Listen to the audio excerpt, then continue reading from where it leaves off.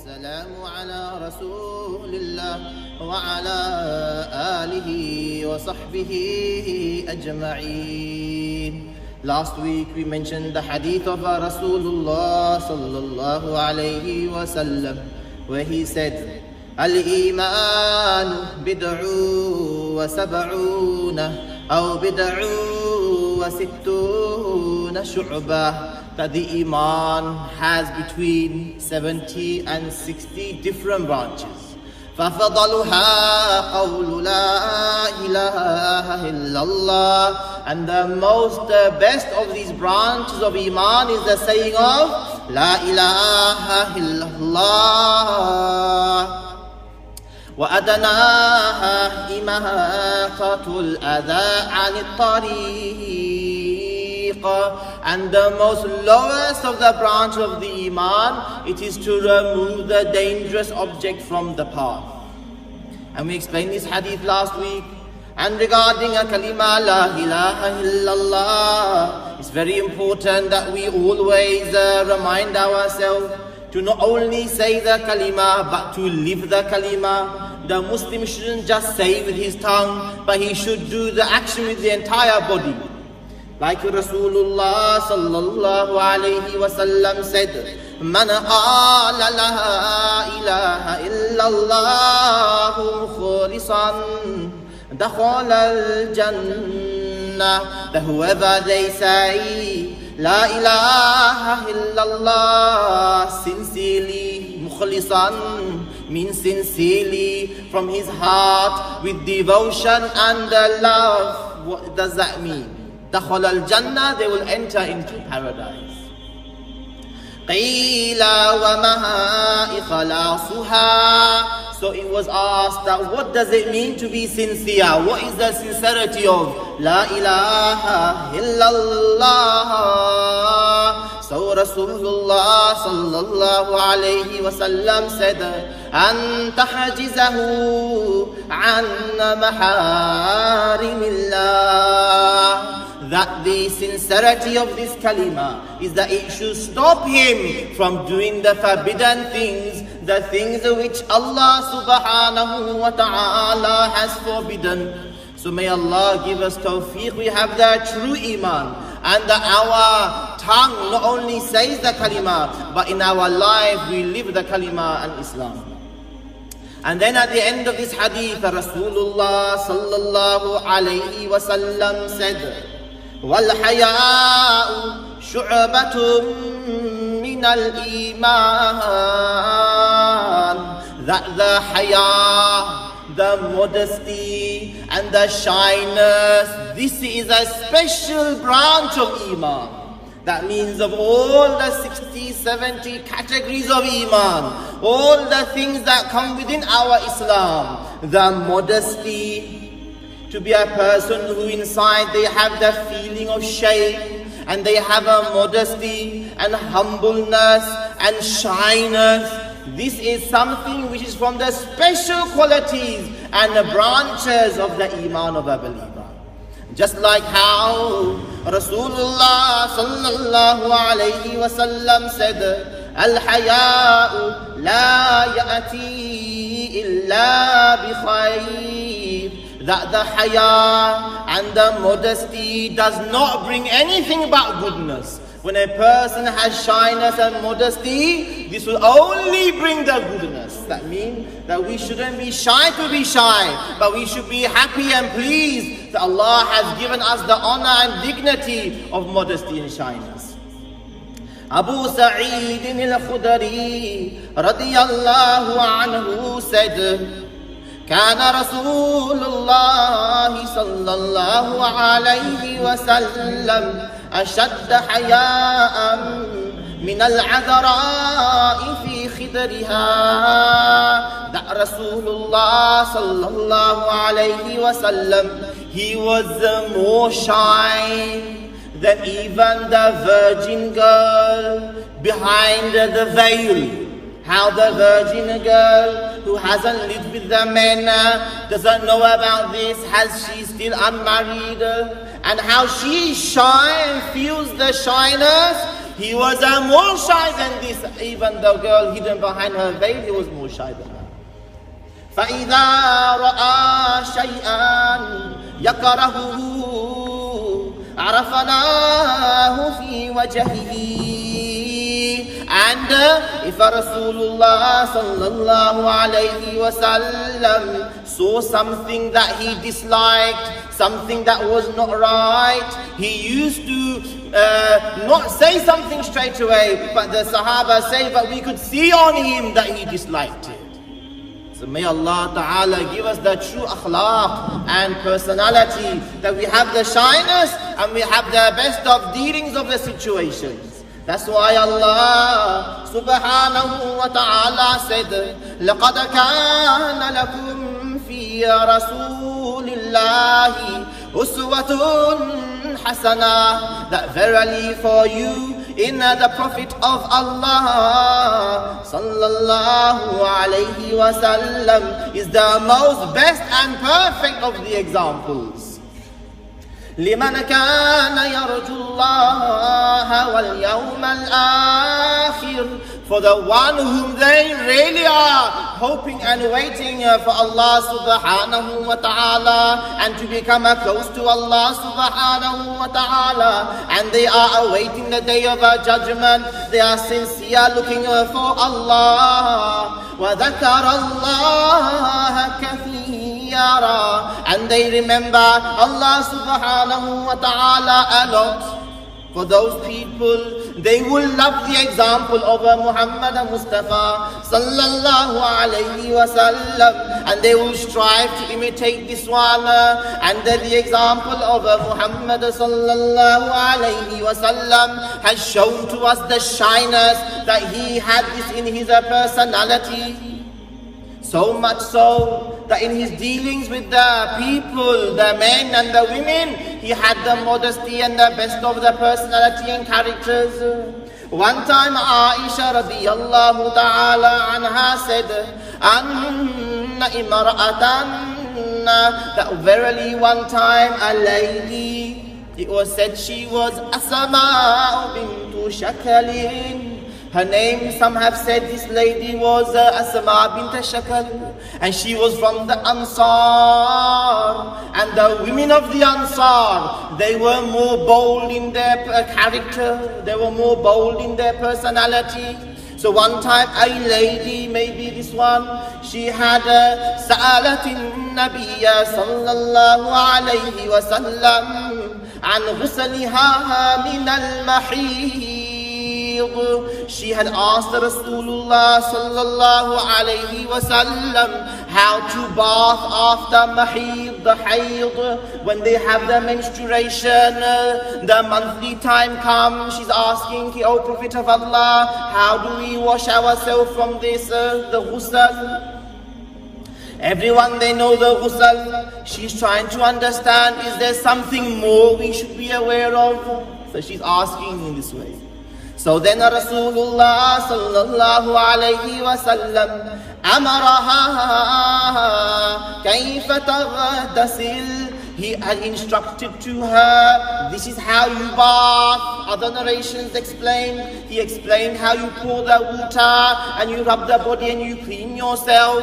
And then he said to her, khudi firsatam فَتَطَهَّرِي بِهَا. And then Rasulullah sallallahu alayhi wa sallam said to her that after the bathing, you must take a piece of cloth, you must take some piece of cotton or small cloth that has the fragrance, the misk. Some narrations say musk, but the misk here is the fragrance, and you must clean yourself with this cloth. He had explained this to this lady. So then she had said, قَالَتْ كَيْفَ أَتَطَهَّرُ. She said that, how do I clean with this cloth? She did not understand from this.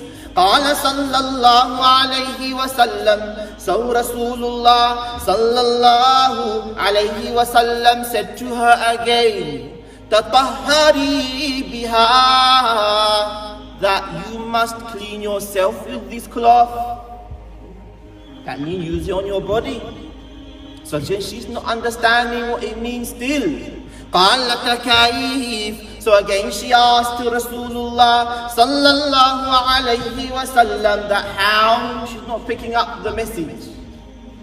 And then in the hadith they explain in a narration, استحيا وأعرض بوجهه صلى الله عليه وسلم, that now the Prophet sallallahu alayhi wasallam became really shy and she is there. So then he had looked away from her and he said to her, تطهري, that clean yourself with the cloth. And then Aisha radiyallahu ta'ala anha, she was there and she could see that the lady, she's not understanding and that Rasulullah sallallahu alayhi wasallam has become shy as well. So then she said, Aisha radiyallahu ta'ala anha, فَجَتَبَذَتُهَا إِلَيَّ فَقُلْتُ تَتَبَّعِي بِهَا أَثَرَ الدَّمِّ. So Aisha radiyallahu anha said that I had pulled this lady towards me. I grasped her to come towards me on the side. And Aisha said to her, تَتَبِّعِي بِهَا أَثَرَ الدَّمِّ. That cloth that Rasulullah sallallahu alayhi wa sallam is saying to you that has the fragrance, you are to put this on the place of the blood, where the blood comes from and has touched. You put the fragrance there so it's clean and there's no bad smell. Subhanallah, this is the one hadith, so many lessons for us. We can see how when they did not understand, the lady Asma bintu Shakali kept on asking, she wanted to understand. We can see how Rasulullah sallallahu alayhi wa sallam in her best of manners and etiquettes has explained to her the answer to her question and how he was patient upon her repeating the question. Now the husband, if the wife says something, become angry straight away, oh, fed up, or vice versa. If the man says something, the wife become fed up, why he has said this one?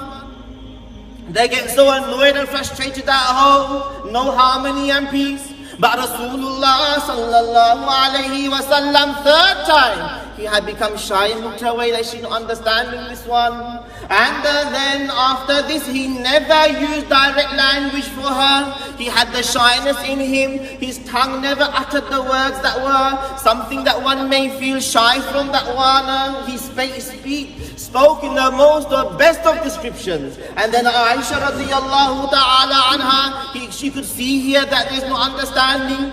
So then the lady took the lady on the side and she explained to her more in detail that how you are supposed to clean yourself. What is the meaning of this one? So the women should know the masail and the women should help each other as well to explain about what is the way to keep oneself in the deen of Islam and the laws of Allah subhanahu wa ta'ala. And then also we can learn how the women keep their body clean as well, just like the men keep themselves clean as well. And we not only smell good on our clothes, but in our body everywhere we are smelling nice, and we apply the itar to every part of our body as well.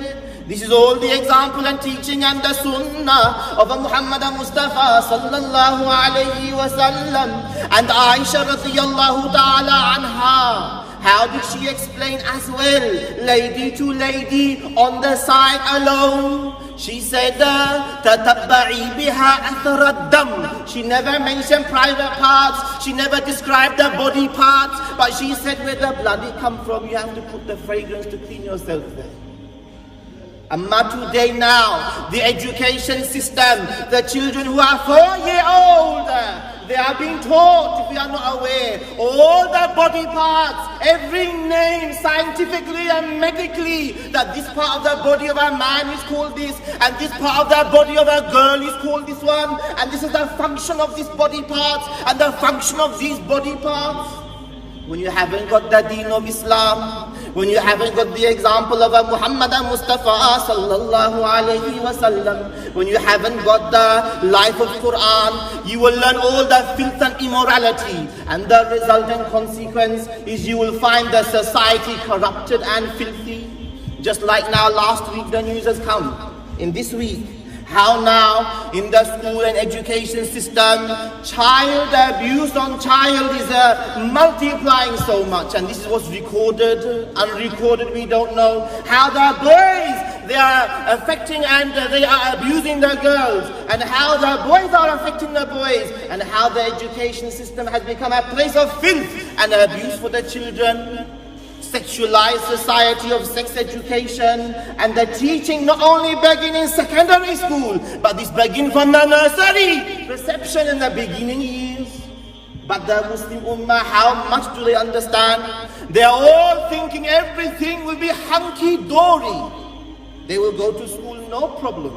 How could we be betrayed or taught something wrong? Inshallah, everything will work out fine. As long as they get their PhD, as long as they become the most superior educated, sophisticated, rich class, we are happy. But for this one, we will sell our deen. And when the children will grow up, they will not know halal, haram. They will not figure out what the point this religion is talking about. Because from the age of 4, they have been taught the immorality and immodesty. But here, when the Islam is there, and the deen of Quran is there, look at Aisha radiyallahu ta'ala anha. She's saying even her a lady to a lady, that she never mentioned the body part name, but she explained, use the itar in the place where the dirt there is. May Allah bring in our homes the Emaan and the modesty. Even now in the home, the TVs, we sit our kids down to watch the cartoons. But there are some cartoons, Zaki and this one, Islamic cartoon, where they are monitored and made by the Muslims, and they are modest, and they are giving the stories of the Prophets ﷺ, and they are talking about the Sahaba. This one is a good one. We are not saying no. We are saying only within the boundaries of what is good.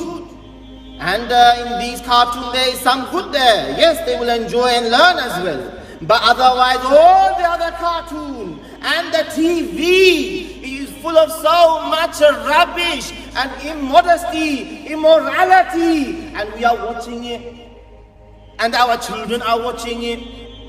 Even I have the Facebook. I get ashamed. You go on the Facebook. I do it for the charity. Before the charity, never I use Facebook. And now on the Facebook, the video page, you click it. Hours people will sit there watching all the videos, and it's all calculated to what you watch, and accordingly you get more and more. The time is wasted, and the eyes are seeing haram, and on top of this one, your heart becoming corrupted. All of these technology, which we call advancements, and we are so happy that now we are going to have a more faster internet with all these huge towers.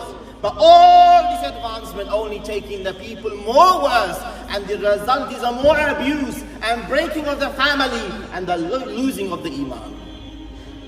So we can find how Islam is a religion of modesty, a religion where if we have the modesty as taught to us the goodness and the protection of our Emaan. Even the Sahaba, they were men who were so strong, but even they had the modesty.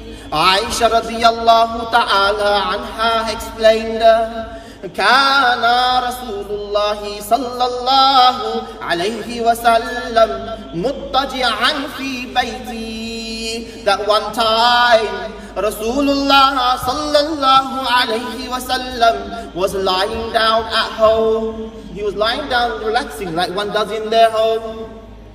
كاشفا عن فخذيه أو ساقيه. And when he was relaxing, his clothes were loose as well, and his legs from the shin, they were showing the shin. And in the word is saqay and fakhiday, the thigh explained. So if the thigh was exposed, it means that the thigh with the izar on top was exposed. Because Rasulullah sallallahu alayhi wa sallam said, Al-fakhidhu awratun, the thigh of a man, this is the private part of a man. That means we have to hide the thigh. Now the fashion, football shorts, sport shorts, wearing the short clothes for any activity or leisure, even at home, around our children. We wear our boxing shorts on TV, they're showing Calvin Klein boxing and a different type of sleeping clothes. We're walking around the house immodest. If we do that one, straight away, number one, the angels of rahmah and mercy will disappear from that place. If the people dress immodestly, the angels of mercy disappear. Full stop, one thing I can guarantee. Amma kiraman katibin, they will go away and from far away write everything. This filthy person doing this filthy person doing that, this filthy person talking nicely, this filthy person doing bad, everything filthy. Because even he can't cover his body. Al-fakhidhu awratun, the thigh of a man is the awra and the private part of a man. So this means that in the hadith, Rasulullah sallallahu alayhi wa sallam, his leg was showing here and maybe some of his izar above. فَاسْتَأْذَنَ أَبُو بَكْرٍ رَضِيَ اللَّهُ عَنْهُ. So Abu Bakr radiyallahu anhu came and he wanted to enter. فَأَذِنَ لَهُ. So Rasulullah sallallahu alayhi wa sallam gave him permission to come inside. And then after this one, وَهُوَ عَلَى تِلْكَ الْحَالِ, Rasulullah sallallahu alayhi wa sallam remained as he was, lying down, and as he was in that position and posture, he was like this, and Abu Bakr had come. فَتَحَدَّثَ, and they had begun to talk why he had come, whatever reason. ثُمَّ اسْتَأْذَنَ عُمَرُ, and then after this Umar radiyallahu anhu came and he asked for permission to enter. فَأَذِنَ لَهُ. So Rasulullah sallallahu alayhi wa sallam gave him permission to enter. وَهُوَ كَذَلِكَ, and Rasulullah sallallahu alayhi wa sallam, he was in the same position and posture, lying down, and the clothes, they were showing his shin, the lower leg was exposed. ثُمَّ اسْتَأَذَنَ عُثْمَانَ, and then Uthman radiyallahu ta'ala anhu asked for permission to enter.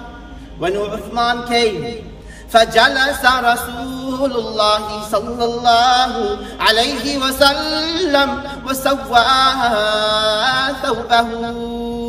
That when Uthman had come, Rasulullah sallallahu alayhi wa sallam, he then sat down. He was lying down, he sat down now, and he made his clothes all nice and tidy and neat. فَلَمَّا خَرَجَ, so when they had gone, Aisha radiyallahu ta'ala anha had said then to Rasulullah sallallahu alayhi wa sallam, dakhala Abu Bakr, the Abu Bakr had come inside.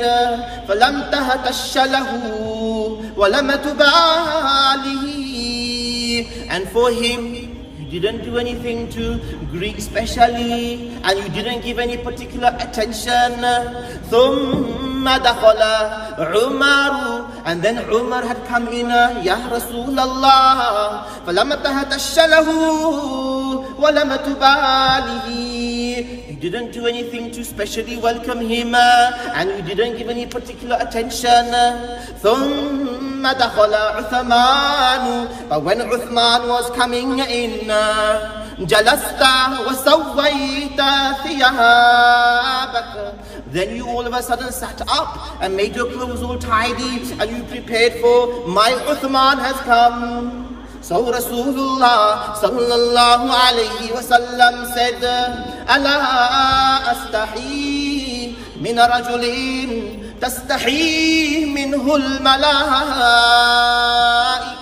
that should I not be shy of that man who even the angels, they are shy of him, radiyallahu ta'ala anhu. This was Uthman, so shy, his personality, even he not looking at the body parts of the people, even he is so shy in personality that for him Rasulullah sallallahu alayhi wa sallam didn't expose the body but kept it more concealed that he would feel comfortable.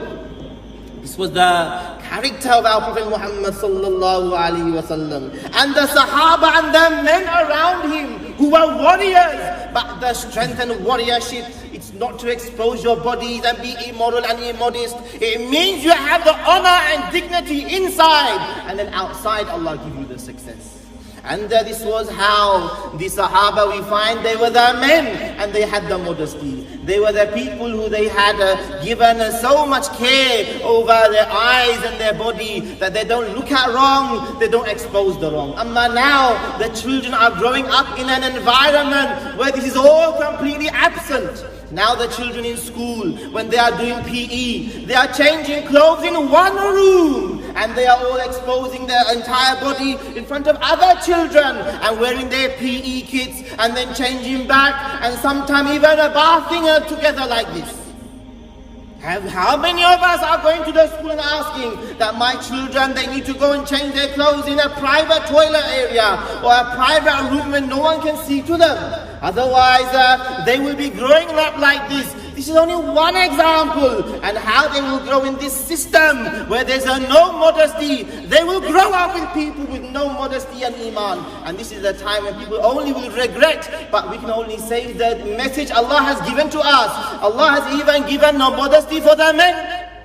Now in Afghanistan, everyone is so worried. The women right every time. But why the men, they are not oppressed as well? Even in Islam, the men are not oppressed in that same principle, because the men also cannot expose their bodies. In Islam, everyone, the male, the female, the adult, the child, they have to be modest people. Islam didn't come to say for the women that you have to do something. Islam came to give us all inside ourselves, men and women, the modesty, so that we can protect the society and protect our home environment as well. Aisha radiyallahu ta'ala anha, even she had said, كنت أدخل بيتي الذي دفن فيه يا رسول الله صلى الله عليه وسلم وأبي. That she said, I used to enter my home, and in the home of Aisha radiyallahu ta'ala anha was buried the Prophet Muhammad sallallahu alayhi wasallam. Because when he died on the bed of Aisha radiyallahu ta'ala anha. And the prophets are buried in that same place. So he was buried there, and then Abu Bakr was also buried there. She said that at that time I used to enter my home.